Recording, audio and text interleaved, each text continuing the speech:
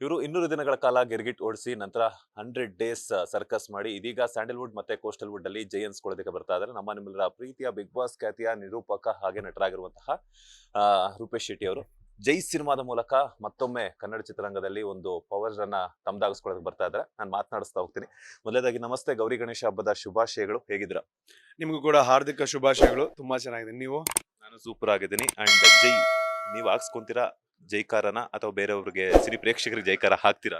ಅಲ್ಲ, ನಾವು ಸಿನಿಮಾದಲ್ಲಿ ಎಷ್ಟು ಜೈಕಾರ ಹಾಕಿದ್ರು ಸಿನಿಮಾ ನೋಡಿ ಬರೋವಂಥ ಆಡಿಯನ್ಸ್ ಚೆನ್ನಾಗಿದೆ ಅನ್ನೋ ಅಂತ ಒಂದು ಜೈಕಾರ ಕೊಡಬೇಕಾಗತ್ತೆ. ಸೊ ಅದವ್ರ ಕೈಯಲ್ಲಿ. ನಮ್ಮ ಎಫರ್ಟ್ ನಾವು ಖಂಡಿತ ಎಲ್ಲ ಸಿನಿಮಾಗೂ ಹಾಕ್ತೀವಿ. ಬಟ್ ಈ ಸಿನಿಮಾಗೆ ಏನೋ ಒಂದು ಒಂದು ಸ್ವಲ್ಪ ಜಾಸ್ತಿ ಹಾಕಿದೀವಿ ಅಂತ ಹೇಳಿದ್ರೆ ಅದು ಸರಿ ಆಗಲ್ಲ. ಬಿಕಾಸ್ ಎಲ್ಲ ಸಿನಿಮಾನು ಹಂಗೆ ಮಾಡ್ತೀವಿ. ಬಟ್ ಕಾನ್ಫಿಡೆನ್ಸ್ ವಿಚಾರ ಬಂದಾಗ ಏನೋ ಒಂದು ಎಲ್ಲಾ ಕಡೆ ಸಲ್ಲೋ ಅಂತ ಒಂದು ಸಬ್ಜೆಕ್ಟ್ ಮಾಡಿದೀವಿ ಅನ್ನೋ ಅಂಥದ್ದು ಅನ್ಸುತ್ತೆ ನಮ್ಗೆ. ನಿರೂಪಣೆಗೂ ಸೈ, ನಿರ್ದೇಶನಕ್ಕೂ ಸೈ, ನಡ್ಸೋದಕ್ಕೂ ಸೈ, ಬೇರೆ ಬೇರೆ ಆಕ್ಟಿವಿಟೀಸ್ ಅಲ್ಲೂ ಸೈ, ಹೆಂಗ್ ಸಾಧ್ಯ ಆಗುತ್ತೆ ರೂಪೇಶ್ ಶೆಟ್ಟಿ ಅವರಿಗೆ ಅಂತ? ಬಿಕಾಸ್ ನಾನು ಯಾವಾಗ್ಲೂ ಕೆಲಸ ಮಾಡೋದು ನಂಗೆ ತುಂಬಾ ಫೇವ್ರೆಟ್ ಹಾಬಿ. ಅದು ಅಂದ್ರೆ ಹಾಬಿ ಅಂತ ಅನ್ನೋದಕ್ಕಿಂತ ಅಂತಲೂ ನಾನು ವೀಕೆಂಡಿಗೆ ನಾನು ಪಾರ್ಟಿ ಗಿಟಿ ಮಾಡಲ್ಲ, ಎಲ್ಲೂ ತಿರುಗೋದು ಕಡಿಮೆ. ನನ್ನ ಕೆಲಸದಲ್ಲೇ ನಾನು ತಿರುಗೋದು. ಎಲ್ಲಿ ಹೋದ್ರು ಜಾಸ್ತಿ ಕೆಲಸ ರಿಲೇಟೆಡ್ ಹೋಗೋದು. ಸೊ ನನಗೆ ಅದು ಖುಷಿ ಆಗುತ್ತೆ. ಎಲ್ಲರೂ ಕೇಳ್ತಾರೆ, ಏನ್ ಕೆಲಸನೇ ಮಾಡ್ತಿರ್ತೀಯ, ಲೈಫ್ ಎಂಜಾಯ್ ಮಾಡಲ್ವಾ ಅಂತ. ಬಟ್ ನನ್ಗೆ ಎಂಜಾಯ್ ಮಾಡೋದಂದ್ರೆ ಅದೇ ಎಂಜಾಯ್ಮೆಂಟ್ ನನಗೆ. ಸೊ ಕೆಲಸ ದೇವ್ರಲ್ಲಿ ಯಾವತ್ತು ಬೇಡ್ಕೊಳ್ಳೋದು ದುಡ್ಡು ಕೊಡು ಅಂತಲ್ಲ, ಸೊ ಕೆಲಸ ಕೊಡು ದೇವ್ರ ಅಂತ. ಅದ್ರ ಹಿಂದೆ ಎಲ್ಲ ಬರುತ್ತೆ. ಸೊ ಕೆಲಸ ಮಾಡೋದು ಇಷ್ಟ ನನಗೆ ಅಷ್ಟೇ. ನಾನೊಂದ್ 3 ಆಪ್ಷನ್ ಕೊಡ್ತೀನಿ, ಅದ್ರಲ್ಲಿ ಯಾವ್ದನ್ನ ಚೂಸ್ ಮಾಡ್ತಾರೆ ಅಂತ. ರೂಪೇಶ್ ಶೆಟ್ಟಿ ಅವರು ನಟನೆ ಚೂಸ್ ಮಾಡ್ತಾರ, ನಿರೂಪಣೆ ಚೂಸ್ ಮಾಡ್ತಾರ, ಅಥವಾ ಡೈರೆಕ್ಷನ್ ಚೂಸ್ ಮಾಡ್ತಾರ ಅಂತ? ಅದ್ರಲ್ಲಿ ಒಂದು ಈಸಿ. ನಟನೆನ ಡಿರೆಕ್ಷನ್ ಅಂತಂದ್ರೆ ಈಸಿ, ನಟನೆನ ನಿರೂಪಣೆ ಅನ್ನೋ ನಂತರ ಕಷ್ಟ. ಏನಕ್ಕೆ ಅಂತಂದ್ರೆ ನಾನು ಇಲ್ಲಿ ತನಕ ಬರಬೇಕು ಅಂದ್ರೆ ಅದಕ್ಕೆ ನಿರೂಪಣೆ ತುಂಬಾ ತುಂಬಾ ದೊಡ್ಡ ಕಾರಣ. 10 ವರ್ಷ ಆರ್ಜೆ ಆಗಿದ್ದೆ, ಸ್ಟೇಜ್ ನಿರೂಪಕ, ನಮ್ಮ ಟಿವಿ ಅಂತ ಟಿವಿ ನಿರೂಪಕ ಆಗಿದ್ದೆ. ಬಟ್ ನಿರೂಪಣೆ ಒಂದು ರೀತಿ ಸ್ಪೆಷಲ್. ಈಗಲೂ ಮಾಡ್ತೀನಿ ನಾನು ಫ್ರೀ ಆಗಿದ್ದಾಗೆಲ್ಲ. ಬಟ್ ಡೈರೆಕ್ಟರ್ ಅಂಡ್ ಆಕ್ಟರ್ ಅಂತ ಬಂದಾಗ ನಾನು ಬಂದಿರೋದೇ ಆಕ್ಟರ್ ಆಗೋದಕ್ಕೆ. ನಾನು ಆಕ್ಟರ್ ಆಗ್ಬೇಕು ಅಂದ್ರೆ ಬಂದಿರೋದು. ಬಟ್ ನನಗೆ ಅಂತ ಒಳ್ಳೆ ಸಿನಿಮಾಗಳು ಸಿಗದೆ ಇದ್ದಾಗ ಬೇರೆ ಏನು ಆಪ್ಷನ್ ಇರಲಿಲ್ಲ. ಸೊ ಅದಕ್ಕೆ ನಾನು ನಿರ್ದೇಶನ ಕೇಳಿದೆ. ಈಗಲೂ ನಿರ್ದೇಶನ ಅಂತ ಬಂದಾಗ ನೋಡಿ, ಇದಕ್ಕೇನೆ 2 ವರ್ಷ ಆಯ್ತು ನಮ್ಮ ಸ್ಕ್ರಿಪ್ಟ್ ಬರೆದು ರಿಲೀಸ್ ಆಗೋದಕ್ಕೆ. ನನಗೆ ಆಸೆ ಇನ್ನೂ ತುಂಬಾ ಸಿನಿಮಾ ಮಾಡಬೇಕು ಅಂತ. ಸೊ ಆಕ್ಟ್ ಮಾಡೋದು ತುಂಬಾ ಇಷ್ಟ ನನಗೆ. ಬಟ್ ನಿರ್ದೇಶನನೂ ಇಷ್ಟ ಇಲ್ಲ ಅಂತಲ್ಲ, ಬಟ್ ಅದು ತುಂಬಾ ದೊಡ್ಡ ಪ್ರಾಸೆಸ್. ಪ್ರತಿಯೊಂದು ವಿಭಾಗದಲ್ಲೂ ಇಷ್ಟೊಂದು ರೆಸ್ಪಾನ್ಸಿಬಿಲಿಟಿ ಇದೆ. ಬಟ್ ನನಗೆ ತುಂಬಾ ಜಾಸ್ತಿ ಸಿನಿಮಾ ಮಾಡಬೇಕು ಅಂತ ಇದೆ. ಬಟ್ ಆಕ್ಟಿಂಗ್ ತುಂಬಾ ಇಷ್ಟ ನನಗೆ. ಆಕ್ಟರ್ ಆಗ್ಬೇಕು ಅಂತ ಬಂದವರು ಅಕಸ್ಮಾತ್ ಆಗಿ ಸಿನಿಮಾಗಳಿಲ್ದೆ ನಾನು ನಿರ್ದೇಶಕನಾಗ್ಬೇಕು ಅಂತ ಒಂದು ಪಣ ತೊಟ್ಟಿ ನಿರ್ದೇಶಕರಾಗಿದ್ದೀರಾ. ಇದಕ್ಕೆ ಸ್ಫೂರ್ತಿ ಯಾರು ಅಂತ?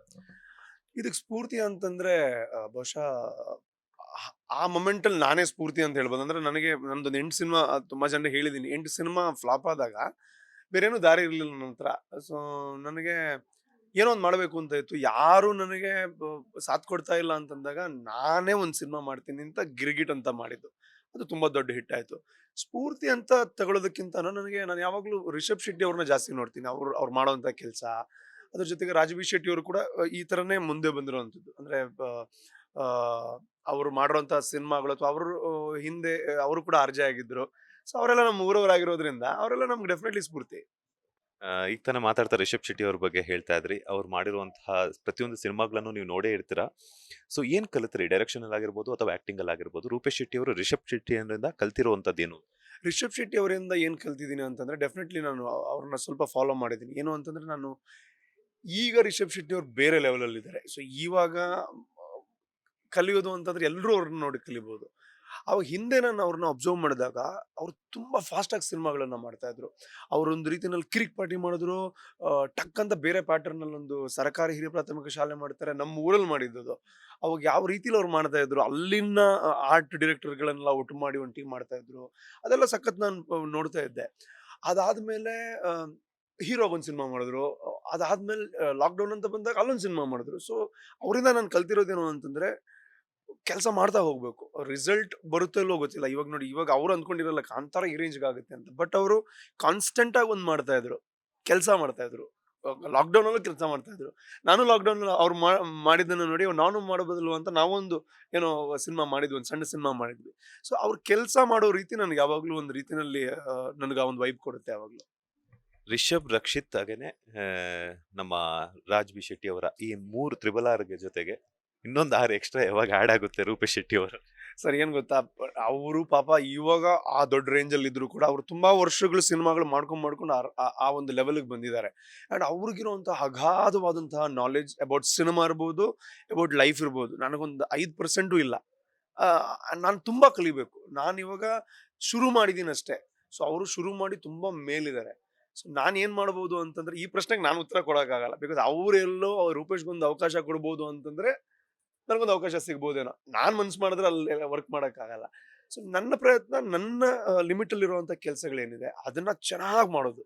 ಅದು ಚೆನ್ನಾಗಾದ್ರೆ ಬಹುಶಃ ಎಲ್ಲೋ ಒಂದು ದಿನ ಅವರು ಒಂದು ಅವಕಾಶ ಕೊಡ್ಬಹುದೇನೋ. ಅವಾಗ ಅವ್ರ ಜೊತೆ ಕೆಲಸ ಮಾಡೋ ಅವಕಾಶ ನಂಗೆ ಸಿಗ್ಬೋದು.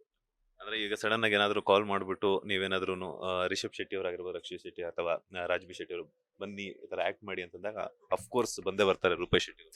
100%. ಬಿಕಾಸ್ ಅವರೆಲ್ಲ ಮಾಡಿರೋ ಸಾಧನೆ, ಅವ್ರು ಮಾಡಿರೋ ಸಿನಿಮಾ, ಅವ್ರಿಗಿರೋ ನಾಲೆಜ್ ನೋಡಿದ್ರೆ, ಅವ್ರು ನನ್ನನ್ನು ಕರೆದ್ರು ಅಂತಂದ್ರೆ ಅಂದ್ರೆ ಅದೇ ದೊಡ್ಡ ಒಂದು ವಿಷಯ. ನನಗೆ ಸುಮ್ಮನೆ ಕರೆದಿರಲ್ಲ.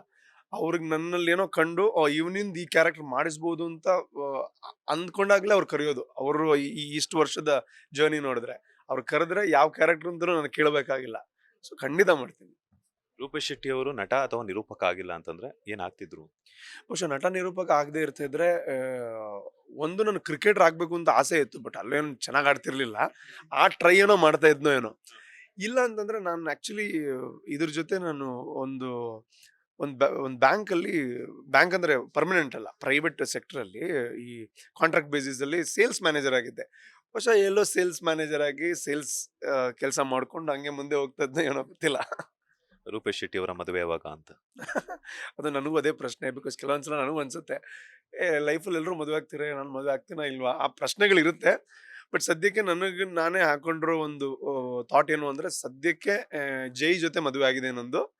ಇವಾಗ ಅದ್ರ ರಿಸಲ್ಟ್ ಕಾಯ್ತಾ ಇದ್ದೀನಿ. ಏನಾಗಿದೆ ಅಂತಂದ್ರೆ ಜೈ ಜೊತೆ ಮದುವೆ ಆಗಿದ್ದಾರೆ. ಜೈ ರಿಸಲ್ಟ್ ಬರೋದಕ್ಕೂ ಕೂಡ ವೆಯ್ಟ್ ಮಾಡ್ತಾರೆ. November 14 ಮಕ್ಕಳ ದಿನಾಚರಣೆ ದಿನ ಮಕ್ಕಳೊಟ್ಟಿಗೆ ಬರ್ತಾ ಇದೆ. ಸೊ ಹೆಂಗ್ ಹೇಳ್ತೀರಾ ಹೇಳಿ? ಇಲ್ಲ, ಆ ಅರ್ಥದಲ್ಲಿ ಹೇಳಿಲ್ಲ ನಾನು. ಬಟ್ ಮಕ್ಕಳ ತರ ಬಂದ್ ಸಿನಿಮಾ ನೋಡಿ ಅಂತ ನಾನು November 14 ಒಳ್ಳೆ ಡೇಟ್ ಅನ್ಕೊಂಡೆ. ಇದು ಹಿಂಗೆಲ್ಲ ಲಾಕ್ ಆಯ್ತು. ಬಟ್ ಏನೇ ಆದ್ರೂ ಕೂಡ November 14 ಯಾವುದೇ ಕಾರಣ ಇರಲಿ, ಇವ್ರು ಹೇಳಿದೇ ಕಾರಣ ಇರಲಿ, ಬಟ್ ಸಿನಿಮಾ ನೋಡಿ. ಲೇಟೆಸ್ಟ್ ಹಾಗೂ ಇಂಟ್ರೆಸ್ಟಿಂಗ್ ಸುದ್ದಿಗಳಿಗಾಗಿ ಬಾಸ್ ಟಿವಿ ಕನ್ನಡ ಚಾನೆಲ್ನ ಸಬ್ಸ್ಕ್ರೈಬ್ ಮಾಡಿ. ಹಾಗೆಯೇ ಬೆಲ್ ಐಕಾನ್ ಪ್ರೆಸ್ ಮಾಡಿ. ಇದರ ಜೊತೆಗೆ ಫೇಸ್ಬುಕ್, ಇನ್ಸ್ಟಾಗ್ರಾಮ್, ಎಕ್ಸ್ನಲ್ಲೂ ಮಿಸ್ ಮಾಡದೆ ಫಾಲೋ ಮಾಡಿ.